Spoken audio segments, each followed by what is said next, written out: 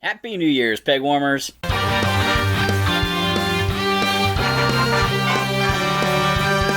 Welcome to Pegwarmers. I'm Kevin, and I'm here to talk about toys. Today's episode is a Christmas haul / new to the collection type episode, showing off some stuff I got for Christmas, showing off some new toys that have been delivered that I pre-ordered a while ago.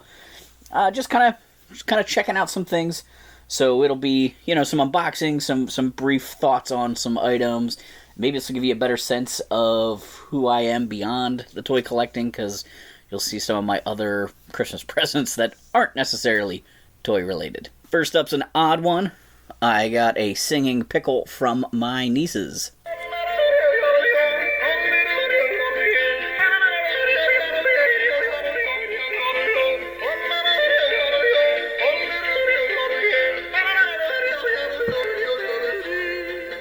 The first toy of the episode is the Super 7 Reaction Frosty the Snowman. This was a figure I actually asked for Christmas and got. He's a great looking figure. I don't know if they'll do anybody else from Frosty. I would love to see Professor Hinkle, maybe with a pack in Hocus Pocus. Karen wouldn't be bad, Santa, but I just don't know that there's enough popularity for a lot of the other characters. If you're a fan of the Rankin Bass stuff and you missed my recent episode, Tony from Hack the Movies and I took a look at some plush Rankin and Bass, Frosty, and Rudolph toys for the Christmas episode. Down through the village with a broomstick in his hand. Frosty looks great. His hat is very green. I don't really remember it being green in the animation. I always thought it was like black and purple. It's festive looking. He does have a fabric scarf on, and I do worry about the broomstick or the pipe breaking if he were to fall, but he looks pretty good. Happy birthday! Another fun thing I got for Christmas was some Super Mario Bros. 3 perler beads. I remember having perler beads back in the 80s. You place them on the little tray and then you use an iron to meld them together. And I remember when conventions, like comic conventions and video game conventions and stuff, really started gaining much more prominence and popularity, almost immediately seeing 8-bit art done with perler beads. And so it's kind of neat that they made a set. And I grabbed this, or I asked for this for Christmas. I pointed out to my wife, because I thought this might be fun to get my stepsons into. It's my kit. So I'll show them, kind of how it works, and maybe they'll try some of them out. I don't know if you get enough to make every single thing on the back here. I don't know if we could do more than one Mario or not, because it's just sort of mixed colors here. But I thought this would be kind of fun to kind of get them into it, see if they like it. There are some other cool licensed sets that I've seen between Walmart and the craft stores. I got a cordless hot glue gun. It uses the battery from my drill. I'm kind of a tool guy, so this is pretty cool. Useful for doing crafty stuff with the kids, and pretty fun. I've used it once so far, tried to fix a toy my youngest stepson got for Christmas that broke coming out of the package.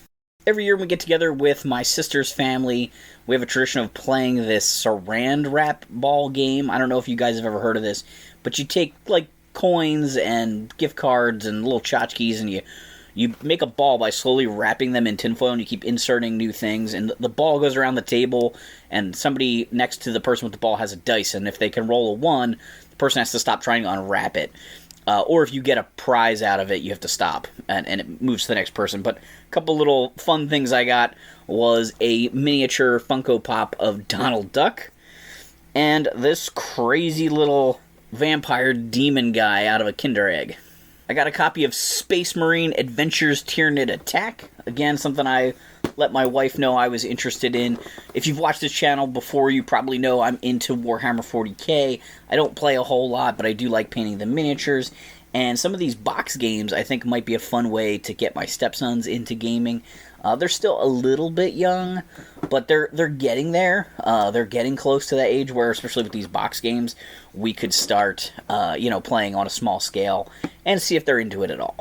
So this set comes with Space Marine figures, and then there's tokens to represent the Tyranids that you're fighting. I think I reviewed or did a video on a previous game where it's similar. You have 5 Terminator Space Marines, and they fight orc tokens. My mom, who's always hitting thrift stores, grabbed me a couple things that she thought I would be interested in. Batman One Dark Knight. It's like a little trade paperback kind of thing. Fairly modern. I haven't read that before. 100th Birthday Salute to Stan Lee. Little magazine about his life. Web of Spider-Man 103. This is a pretty rough issue with Venom and Carnage, but I'll give it a read and then probably pass that on to my stepsons. And she got me Detective Comics starring Batman, number 550.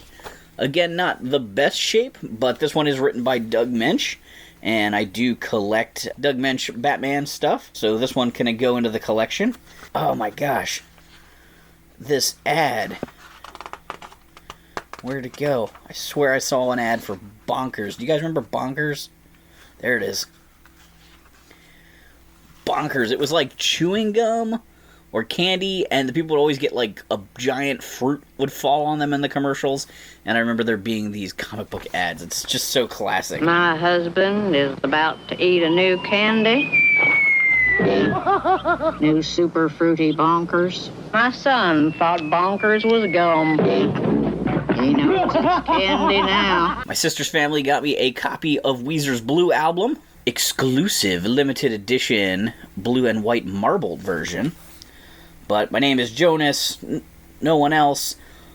The world has turned and left me here. Buddy Holly, Undone the Sweater Song, Surf Wax America, Say It Ain't So, In the Garage, Holiday, Only in Dreams. Great album. I listen to records down here in the basement when I'm not shooting. Oh yeah! Got a Lego set. Gotta get a Lego set for Christmas. This is the small Millennium Falcon Microfighter set 75295. It's got a little Han Solo minifigure. I'll build this with my stepsons at some point. The last thing on the table over here that I didn't buy for myself is 2 Thornwald Carpenter's pencils. Some of the woodworking YouTubers that I like use these pencils. So there's two actual pencils and lots of lead refills here. It's got strong lead. It has a sharpener built in. It's ergonomic. Basically, it's a little thicker lead than a normal mechanical pencil or regular pencil, so that way you should get nice crisp lines that are pretty consistent and the point won't break. And just thought it'd be cool to check these out. Between work and home, I could easily use a couple woodworking pencils. Alright, so first up of things that I pre-ordered that arrived right around Christmas, I got the Copper Kid from Super 7, part of their Silverhawks Ultimates line. Excited to have him. He finishes off the core team. I don't know what's going on with the Silverhawks line, if we'll see more or not, but at least I can kind of rest easy knowing I've got the core team. I've got most of the bad guys. I would love Melodia. I would love Yes Man. I would love Poker Face. They generally do 2 villains and 2 heroes in a wave, so with those 3 villains, I'm kind of hoping for at least 2 more waves, probably, but I don't know who they're going to do for the heroes, because most people just aren't interested in a lot of the supporting Hawks. Flashback I'd probably get, but like Condor, not that interesting. I don't know. I'm not sure if they can keep going or not. Obviously, they're doing some toy-colored ones. They're doing the VAC metal ones. So they're like reissuing some to keep the line going, but they're not producing a lot of new characters. Here I've got the base figure out of the package. He looks pretty good. He's got that little elven face to him. Again, this is a Warhammer reference, but the elf-type characters, the high elf characters in their fantasy game are called Eldar, and before I ever knew what Eldar were, I knew Copper Kid from the Planet of the Mimes, and with his little elf ears and his little kind of like squishy nose, he feels like he could be an Eldar character to me. So, like with all the Silverhawk characters, they're mostly metallic with a little bit of flesh exposed. He's got real arm and a real face there. Partly metal, partly real. He has little pinholes on his hips. I'm assuming some of his little throwing discs are going to peg onto him there. In the show, he could kind of take these off his armor and throw them. He's not quite complete without them. They're like sort of part of his look. So there we go. Now he's got 2 discs pegged on him. He's got little tiny like talons on the back of his feet, very bird-like. He's even got a little like tail at the back of his head. I don't think that's flashing that's left over there. He's got a little bit of shine to him. I think that the finish on this figure is pretty nice. He comes with a set of arms that have wings attached as well as a visor head, so that way you can make him in his flying stance. He comes with his bird. I think his name's Mayday, in both a flying pose and a perched pose.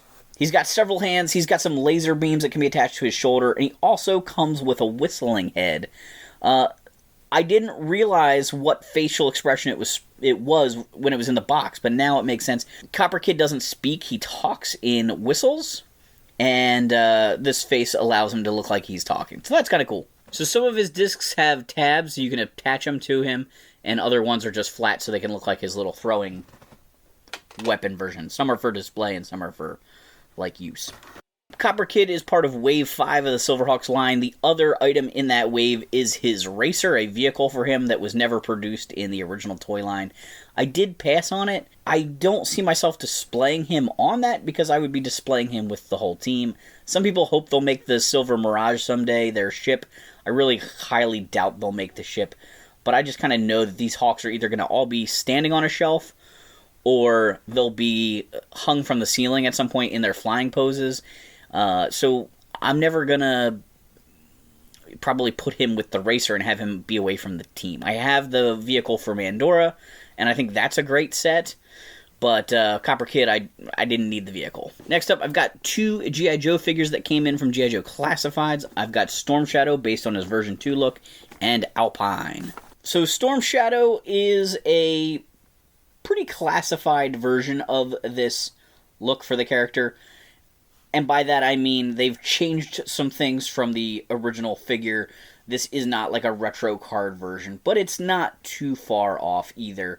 So it was one of those ones where I felt like I could live with it. I'm sort of avoiding when they go super classified at this point. I'm cherry-picking the line because it's gotten big. It's gotten way bigger than I thought it would. I prefer 3 3/4 inch G.I. Joe, and I just don't know where I'm going to display it all. So I'm getting pickier as this line goes on. He's got his white and gray urban camo. He has his Arashikage tattoo on his wrist. One of the big differences here, he's got sheaths for his swords attached to his hip. He's got a little skirt piece that goes around his waist. And then he's got these shin guards that are more prominent on this figure than the vintage one, whereas they were just sort of white down there on the vintage figure. It's mostly that skirt. I guess that's the most different, if you will, of him. And, it's close enough that I still really like him. And Storm Shadow is a cool figure. Version 2 is a great version of him. So, happy to get this one. He comes with a compound bow, a backpack that holds arrows, 2 climbing claws, 2 swords, and some extra hands. The vintage figure had a bright red backpack. That's a change that I don't mind too much. He also originally only came with 1 sword and 1 climbing claw, this version upgrading both weapons to 2, which is not a bad thing. He's got storage for the swords on the sheath there. I can't quite tell with the backpack. It has little tabs on it. I'm sure one of those tabs is for the compound bow. I think that goes on the back. I'm trying to figure out the best way to clip that on there and actually have it stay on so it doesn't fall off constantly. But the climbing claws, there are little tabs. I think you could put the swords on his backpack if you wanted to. I'm trying to figure out if the claws could hook on there instead. It's not always super easy to figure out exactly what the designers had in mind. You got to go back and look at some of the promotional images to figure out how this stuff would work. Overall, he looks pretty good. I kind of wish his face wasn't so hidden in there. The hood is not repositionable. I thought maybe the hood would be its own piece. Like, I thought maybe there'd be, like, a tight hood and then, like, the looser hood. But it really does kind of obscure his face pretty tightly there. It doesn't give him a lot of peripheral vision. The vintage figure, it's a little bit more like a hoodie hood, like, sticks up higher on his forehead, whereas this one is really tucked down tight around his face. Overall, cool figure. Satisfies my need for version 2 Storm Shadow pretty well. Alpine looks really good. I've always been a fan of this character. I don't know if it's just his relationship with Bazooka in the cartoon, or him being listed as one of the Joe's best guys, Alpine, Gung Ho, and Bazooka in G.I. Joe the movie. I've just always really liked the figure, I featured him in my stop-motion animated action figure adventure show, where the action figures try to escape my dorm room. So having a nice updated version of him is great. And they really plussed him up. He's got removable goggles, he's got a removable helmet, so we're getting to see Alpine differently than we're used to. Put the goggles on and the hat on, and he starts looking a lot like the vintage action figure. He's got a design on his t-shirt, which is new and kind of cool. He's got some ropes sculpted in on his harness there, which are some nice little additional details that don't change the design of the character, really. So those are the kind of things, the classified touches that I do like. He comes with a gun. He comes with the Alley Viper grappling hook gun. He has a regular grappling hook with rope and a couple of mountain climbing pickaxe type things. His gear is good, representative of what his vintage figure would have, but not super, like, sculpt accurate. His gun is very different. I'm not complaining about any of this gear, but I could see how they could easily switch these out if they decided to do some sort of retro carded thing to make him even more accurate. No backpack here for a mountain climber to carry his gear around, and that's a little bit of a shame, but they don't do a ton of backpacks in this line. Almost lost the clip to his gun. It just slipped right out of it while I was taking out the package. Not sure if this hook is the same one that came with Shipwreck. He's got a little pouch on the back of his belt. I actually thought it was like an accessory holder. It is not. It's just a little added detail there for him to have some extra gear in there. So you don't hook things on that. But he does have some loops off his jacket, which I'm assuming I could probably dangle some of his gear from. Trying to figure out how to get him to hang on to some of this stuff while he's climbing. Back to the world of Warhammer, I also got Combat Arena Lair of the Beast. This game is a Barnes & Noble's exclusive. I didn't even know about this game. My friend John, who's been in a few episodes, he's the Choose Your Own Adventure author that has done some episodes with me. I'll put a link to his Amazon store on screen here. But he was telling me about it, and he was deciding whether he was going to get Lair of the Beast or Tyranid Attack to kind of introduce his daughter to these games. And when I found out about this game and all the cool miniatures that it comes in, I knew I needed to get this. But it was like too late to ask for Christmas, and it was also hard to find. It's basically sold out online from Barnes & Noble's and sold out in basically all the stores in my area except one store had it. I went there after Christmas. They didn't have any on the shelves. I asked about it. They said they had 4 in stock according to the computer. They were delivered the day that store literally opened. So it's a relatively new Barnes & Noble store, and they were able to pull one out of the back for me. So this comes with the Amble, a sort of classic vintage monster, and it's sort of the centerpiece of this game. And then it comes with a bunch of different heroes. 1 Space Marine, some Ratlings, which are like hobbits, a robot, there's an Eldar, like a high elf, and you get to pick who is going to, battle, or each person can play as a different type character to battle the Amble. So I thought that was pretty fun. Really good value for miniatures in this game. We're down to the last 2 items I want to show off in this episode. They are both Masters of the Universe toys. First one is the Horde Trooper Prime. This is a special version of the Horde Trooper from Masters of the Universe Origins. It comes with a hover robot, so this is the red Horde Trooper and red hover robot. The artwork on the front of the box shows them battling Snake Men, and the back of the box has some really nice artwork as well. Mattel is really expanding the Masters of the Universe story here with this line. They're making a lot of new characters and new variants. The back of the box shows a couple different alternate sort of setups for this character, different ways you could use his gear. He does not come with a mini-comic, he just comes with a cardboard piece that has a cover on it, and then a little description here. Horde Trooper Prime, Guardsmen of Doom Tower. They are the best of the best, the deadliest of the deadly. They are Horde Trooper Prime, the self-replicating elite high-security soldier of Doom Tower and personal guard of Hordak. Avoid battle with them at all costs. So right off the bat, I'm seeing some accessories that are part reuses from earlier in the line. Trapjaw's Laser Blaster, Roboto's Claw Hand, and Blaster Hand. This is giving us some interesting options. The pearlized armor on these guys is very pink. I kind of wish it was a little bit more red, but it still looks pretty cool, and I guess they were trying to match the translucent parts a little bit. The soft goods cape is phenomenal, very clothy. It's got a nice little flutter to it. It's got the scalloped edges there. He's got a cool looking arm cannon here that can be removed, of course, and that's where these other accessories would get plugged in. Oh, maybe not. That's arm cannon. So if you raise his arm up too high, his armor will pop open. This is like the self-destructing armor feature on these guys. And it looks like if you unpeg his arms, you could take the cape off to then make an uncaped version of this guy. Alright, so the cape gets tucked in around his arms, and I feel like I nearly ripped it changing his arm. So you do want to be careful with that. So the other arm is the one that is detachable. He has the Roboto power axe already there, and then you can switch that out for the other Roboto and Trapjaw accessories. So as I said, I'm going to try and be careful with that cape. I really like the way it looks, but I don't want to damage that hole. He's a cool looking figure.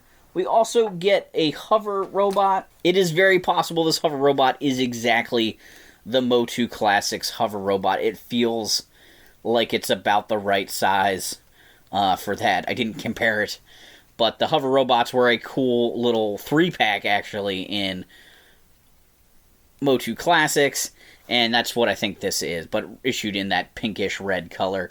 Fun to have some more hover robots and have, like, you know, a bigger robot army for Hordak. The last figure I have to take a look at is Necroconda.